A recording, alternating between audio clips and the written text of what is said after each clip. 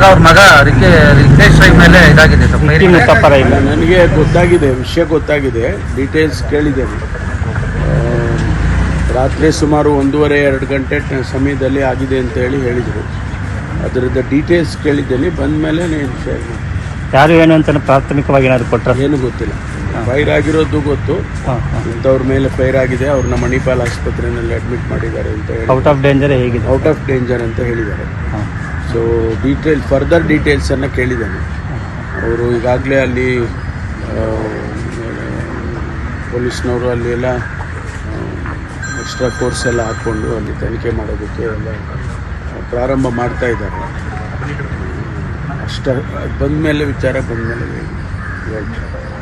ಮನೆ ಮುಂಭಾಗ ಅವ್ರ ಮಗ ರಿಕ್ತೇಶ್ ರೈ ಮೇಲೆ ಇದಾಗಿದೆ ತಪ್ಪರ ಇಲ್ಲ. ನನಗೆ ಗೊತ್ತಾಗಿದೆ, ವಿಷಯ ಗೊತ್ತಾಗಿದೆ, ಡೀಟೇಲ್ಸ್ ಕೇಳಿದ್ದೇನೆ. ರಾತ್ರಿ ಸುಮಾರು 1:30-2 ಗಂಟೆ ಸಮಯದಲ್ಲಿ ಆಗಿದೆ ಅಂತ ಹೇಳಿದರು. ಅದರದ್ದು ಡೀಟೇಲ್ಸ್ ಕೇಳಿದ್ದೇನೆ. ಬಂದ ಮೇಲೆ ಶೇರ್ ಮಾಡಿ. ಯಾರು ಏನು ಅಂತ ಪ್ರಾಥಮಿಕವಾಗಿ ಏನಾದ್ರು ಕೊಟ್ಟರೆ ಏನು ಗೊತ್ತಿಲ್ಲ. ಫೈರ್ ಆಗಿರೋದು ಗೊತ್ತು, ಇಂಥವ್ರ ಮೇಲೆ ಫೈರ್ ಆಗಿದೆ, ಅವ್ರನ್ನ ಮಣಿಪಾಲ್ ಆಸ್ಪತ್ರೆಯಲ್ಲಿ ಅಡ್ಮಿಟ್ ಮಾಡಿದ್ದಾರೆ ಅಂತ ಹೇಳಿ. ಔಟ್ ಆಫ್ ಡೇಂಜರ್ ಹೇಗಿದೆ? ಔಟ್ ಆಫ್ ಡೇಂಜರ್ ಅಂತ ಹೇಳಿದ್ದಾರೆ. ಸೊ ಫರ್ದರ್ ಡೀಟೇಲ್ಸನ್ನು ಕೇಳಿದ್ದೇನೆ. ಅವರು ಈಗಾಗಲೇ ಅಲ್ಲಿ ಪೊಲೀಸ್ನವರು ಅಲ್ಲಿ ಎಲ್ಲ ಎಕ್ಸ್ಟ್ರಾ ಫೋರ್ಸ್ ಎಲ್ಲ ಹಾಕ್ಕೊಂಡು ಅಲ್ಲಿ ತನಿಖೆ ಮಾಡೋದಕ್ಕೆ ಎಲ್ಲ ಪ್ರಾರಂಭ ಮಾಡ್ತಾ ಇದ್ದಾರೆ. ಬಂದಮೇಲೆ ವಿಚಾರ ಬಂದಮೇಲೆ